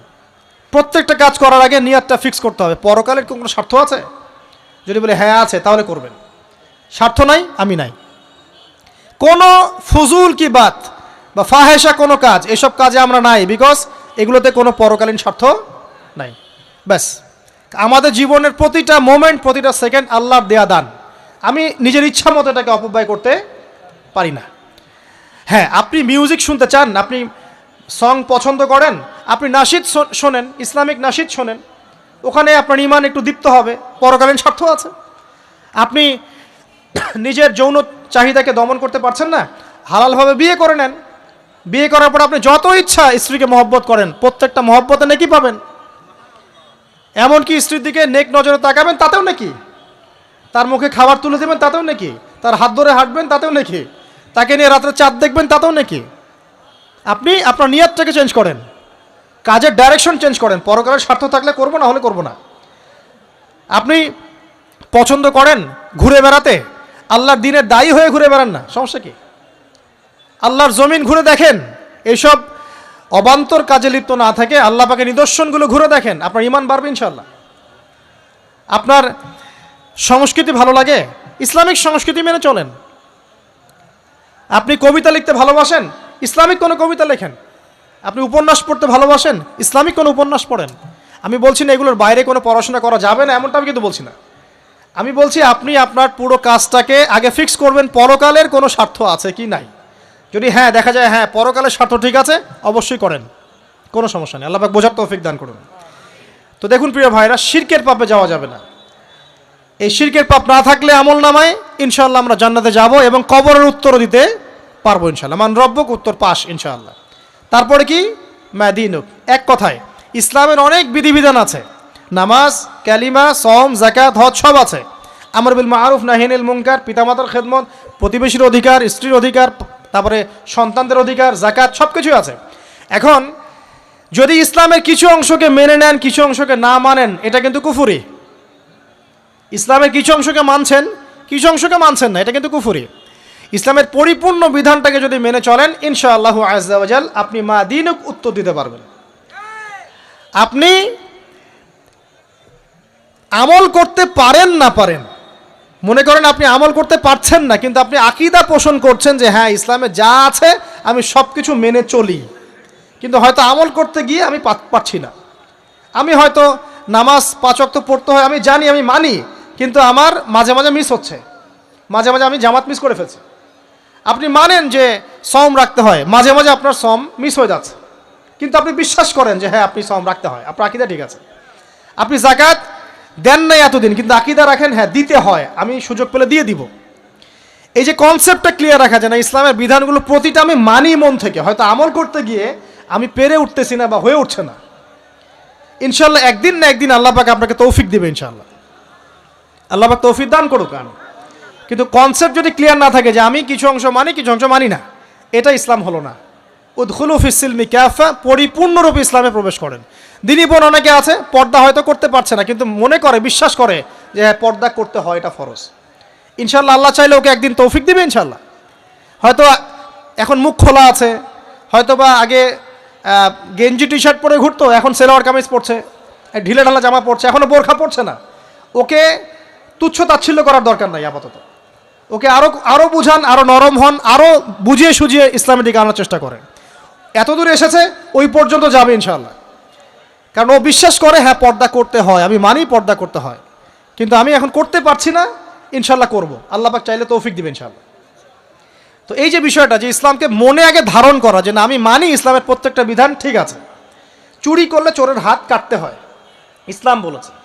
ডাকাতি করলে শাস্তি আছে। জেনা যদি কেউ করে 100 বেত্রাঘাত, মদ খাইলে 40টা বেত্রাঘাত, ব্যভিচার যদি করে কেউ, এই পরকীয়া করে বিবাহিত ব্যক্তি, রজম। এগুলো কেসাস, একজনকে হত্যা করলে তাকেও কেসাস করতে হয়।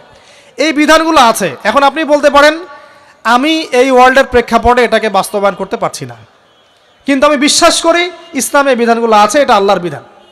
ইনশাল্লাহ আপনি মাফ পেয়ে যাবেন, ইনশাল্লাহ আল্লাহ চাইলে আপনি মাফও পেয়ে যাবেন। কিন্তু যদি মনে করেন না এই যুগের এগুলো চলেই না, আমি আল্লাহ পাকের এইসব বিধান কিচ্ছু মানি না, আমি যে বিধান বুঝি এটাই চূড়ান্ত, তাহলে খবর আছে, তাহলে মাদিনুক উত্তর দিতে পারবেন না। তো বুঝেন, বিষয়টা বোঝেন, আকীদাটা ক্লিয়ার করেন যে না আমি পারতেছি না, এটা একটা বিষয়, কিন্তু আমি বিশ্বাস করি ইসলামের এগুলো অংশ, হয়তো আমি এখন পারছি না, ইনশাল্লাহ ভবিষ্যতে পারবো। আল্লাহ চাইলে আপনাকে তৌফিক দেবে ইনশাআল্লাহ তাআলা। আমরা দোয়া করি আল্লাহ পাক আমাদেরকে পরিপূর্ণরূপে ইসলামে প্রবেশ করার তৌফিক দান করুন, আমিন। আর সর্বশেষ কি, এটা যদি করতে পারে মাদিনুক উত্তর দিতে পারবে। মান নবিয়ুকে উত্তর কখন দিতে পারবে? যখন একজন ব্যক্তি সারা জীবন নবী সাল্লাল্লাহু আলাইহি ওয়াসাল্লামের সুন্নতের উপর আমল করতে পারবে। এই যে ঘুম থেকে উঠলেন, ব্যাস ব্রাশটা নিয়ে দৌড়ে চলে গেলেন বাথরুমে, কি জন্যে? ঘুম থেকে উঠলেন, আগে চোখটা একটু ঘষতে হবে, মুখে হাত দিতে হবে, তারপরে আপনি দোয়া পড়বেন। কি দোয়া পড়বেন? আলহামদুলিল্লাহিল্লাযী আহইয়ানা বা'দা মা আমাতানা ওয়া ইলাইহিন নুশুর। তারপরে আপনি যাবেন বাথরুমে, দোয়াটা না পড়ে কেন গেলেন? ঘুমাচ্ছেন, ঘুমানোর আগে আপনি অবশ্যই বলবেন। ঘুমানোর আগে একদম একটা গান শুনে একটা গার্লফ্রেন্ডের সাথে 10টা মিনিট কথা বলে হ্যাঁ জান রাখি ব্যাস, তারপরে ঘুমিয়ে গেলেন। ঘুমটা আপনার জন্য ইবাদত হলো না? হারামে লিপ্ত হতেন না? আল্লাহুম্মা বিইসমিকা আমুতু ওয়া আহইয়া পড়তেন, সূরা মুলক পড়তেন, সূরা কাফিরুন পড়তেন, সূরা ফালাক নাস ইখলাস পড়তেন, ঘুমিয়ে যেতেন। পুরো ঘুমটাই ইবাদত, পুরো ঘুমটাই নাকি ঘুমিয়ে আছেন নাকি পাচ্ছেন?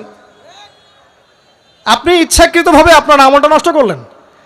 ইস্তেঞ্জা করতে গেছেন, ইস্তেঞ্জা করতে গিয়ে গান শুরু করে দিল বাথরুমে। বাথরুম সিঙ্গার আছে না কিছু? বাথরুমে গান গাওয়ার জায়গা নাকি? তো ওখানে গান শুরু করলো। বাথরুমে গান গাবেন কেন? আপনি ঢোকার সময় বলবেন কি বিসমিল্লাহ আল্লাহুম্মা ইন্নী আউযু বিকা মিনাল খুবসি ওয়াল খাবাইস, এরপর ইস্তেঞ্জা করবেন, তারপরে আপনি গুফরানাকা বলে বের হয়ে আসবেন। পুরো ইস্তেঞ্জার সময়টুকু নাকি? নামাজ পড়তে দাঁড়িয়েছেন, এখানে রিয়া কোনো লৌকিকতা থাকবে না, লোকজন আমাকে দেখছে আমি ভালো করে নামাজ পড়ি এমন থাকবে না। নামাজে দাঁড়িয়েছেন আল্লাহর জন্য খালেস। এখন আল্লাহ আপনার মাঝখানে আর কেউ নাই, আল্লাহ আপনার মাঝখানে আর কেউ নাই। এমনকি যা ইচ্ছা তাই নামাজ পড়বেন?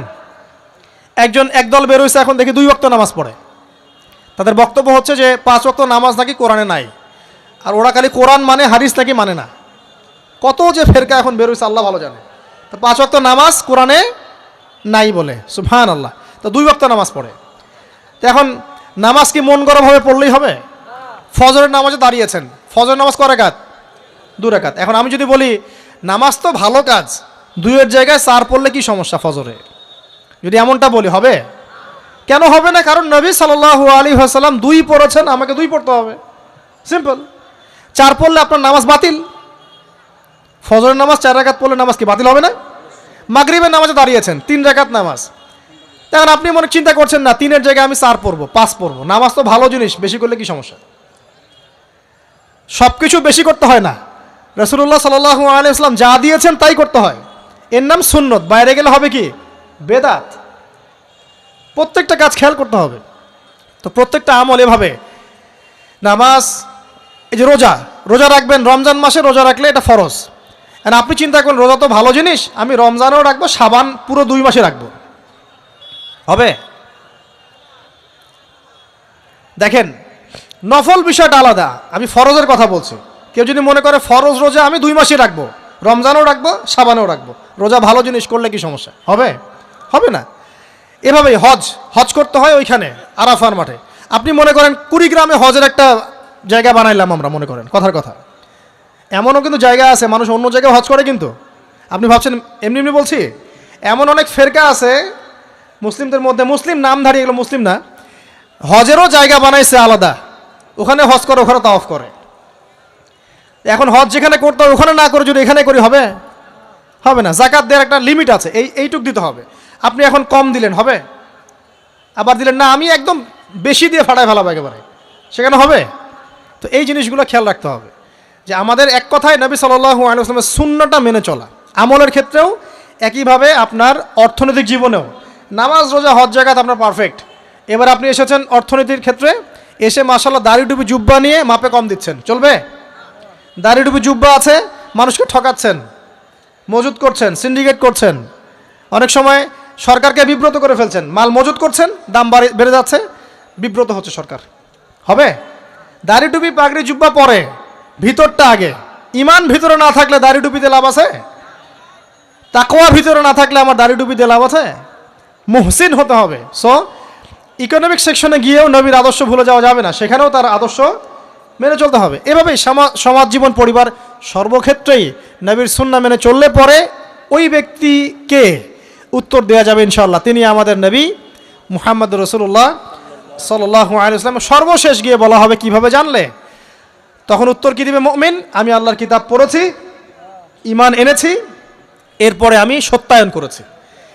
তার মানে পড়াশোনা করতে হবে না ভাই? আল্লাহর কিতাব পড়তে হবে না? কারা কারা আল্লাহর কিতাব পড়তে জানেন হাত তোলেন। আলহামদুলিল্লাহ। আগামী রমাজান আসার আগেই পুরো কোরআন এক খতম করবেন, পারা যাবে ইনশাআল্লাহ? এবং প্রত্যেক দিন আমাকে ওয়াদা করেন, প্রত্যেক দিন 1 পারা করে কোরআন তেলাওয়াত করব, পারবেন ইনশাআল্লাহ? না বলেন পারবো ইনশাআল্লাহ? পারবো ইনশাআল্লাহ। আল্লাহ পাক তৌফিক দান করুন, আমিন। কোরআন পড়তে হবে। শুধু কি জাস্ট তোতা পাখির মতো পড়েই যাবেন সারা জীবন? অর্থটা একটু বোঝার চেষ্টা করবেন না ভাই? করা উচিত না? করা উচিত। যদি আপনার সামর্থ্য থাকে আপনার অবশ্যই করা উচিত। সামর্থ্য নাই, বয়স হয়ে গেছে, পারেন না, সেটা আলাদা বিষয়। সামর্থ্য আছে আপনার অবশ্যই উচিত। আলহামদুলিল্লাহ রাব্বিল আলামিন মানে কি? আর রহমানির রহিম মানে কি? মালিকি ইয়াউমিদ্দিন বলছি, এটা মানে কি? ইয়াকা না'বুদু বলছি, ওয়া ইয়াকা নাস্তাঈন, এর অর্থ কি? ইহদিনাস সিরাতাল মুস্তাকিম মানে কি? সিরাতাল্লাযীনা আন'আমতা আলাইহিম গায়রিল মাগদুবি আলাইহিম ওয়ালাদ-দালিন, কি অর্থ, কি বললাম? নামাজে এটার অর্থ জানলে মনোযোগ কি ডানে বামে যাবে? যাবে না ইনশাআল্লাহ। এই যে আল্লাহ পাক বলছেন, ইয়া আইয়ুহাল্লাযীনা আমানুত্তাকুল্লাহ, হে মুমিনগণ আল্লাহকে ভয় করো, হাক্কা তুকাতিহি ওয়া লা তামুতুন্না ইল্লা ওয়া আনতুম মুসলিমুন, তোমরা এমনভাবে আল্লাহকে ভয় করো, ভয় করার মতো ভয় করো, এবং পরিপূর্ণ মুসলিম না হয়ে মৃত্যুবরণ করো না। এর অর্থটা জানলে ভালো লাগলো না? বুঝতে পারলাম না কোরআনটা? আল্লাহ বলছেন ওয়াদারু মা বাকিয়া মিনার রিবা, সুদের অবশিষ্ট অংশ ছেড়ে দাও। ওয়া ইল্লাম তাফআলু ফাআযানু বিহারবিন মিনাল্লাহি ওয়া রাসূলিহি, যদি না করো আল্লাহ এবং রাসূলের সাথে যুদ্ধের ঘোষণা শুনে রাখো। অর্থ জানলে হেদায়েত পাওয়া যায় না? অতএব অর্থটা জানার চেষ্টা করেন। আল্লাহ পাক তৌফিক এনায়েত করুন, আমিন। অর্থ বোঝার ক্ষেত্রে যদি কোনো প্রতিবন্ধকতা পান সামনে, আলেম ওলামার কাছে যাবেন, জিজ্ঞাসা করে অর্থ জেনে নেবেন। নিজে নিজে আবার মন করা ব্যাখ্যা করতে যায় না।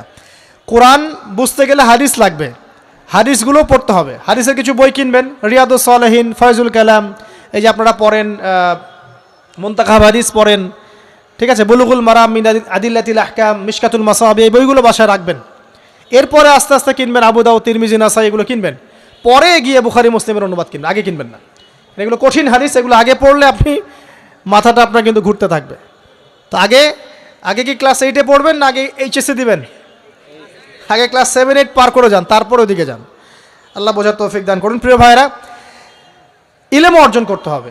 ইলম অর্জন করলে পরে আপনি তালেবে ইলমের পায়ের নিচে আল্লাহর ফেরেশতারা পাখা বিছিয়ে দিবে ইনশাআল্লাহ তাআলা। ইলম অর্জন করে আপনি যখন আলেম হবেন বা দ্বীনের জ্ঞান অর্জন করবেন, তখন আপনি দাওয়াতের কাজও করতে পারবেন। আপনার দাওয়াতে যত মানুষ ইসলামের দিকে আসবে সমস্ত নেকি আপনি পাবেন ইনশাআল্লাহ। এবং যখন আপনি আরও বড় আলেম হয়ে যাবেন, আল্লাহ তৌফিক দান করুন, তখন আসমানের যত মাখলুক এবং জমিনের যত মাখলুক, এমনকি গর্তের মধ্যে যে পিপিলিকা আছে সেগুলাও, এমনকি সাগরের নিচের মাছ আপনার জন্য ইস্তেগফার করবে, দোয়া করবে ইনশাআল্লাহ। আল্লাহ পাক আমাদের সবাইকে শিরক মুক্ত আমল করার তৌফিক দান করুন, আমিন। আল্লাহর তাওহীদের উপর থাকার তৌফিক দান করুন, আমিন। আল্লাহ পাক আমাদের সবাইকে দ্বীন ইসলাম পরিপূর্ণরূপে পালন করার তৌফিক দান করুন, নবী সাল্লাল্লাহু আলাইহি ওয়াসাল্লামের আদর্শ মেনে চলার তৌফিক দান করুন, এবং দ্বীনের জ্ঞান অর্জন করার তৌফিক দান করুন। দুনিয়াতে আমরা যতদিন বেঁচে থাকবো ইসলামের উপর যেন বেঁচে থাকতে পারি, এবং আমাদের মৌতের পর দারুল বারজাখ বা কবরের জিন্দেগি, আল্লাহ পাক আমাদেরকে এই ভয়াবহ ফিতনা থেকে, আযাব থেকে হেফাজত করুন, আমিন।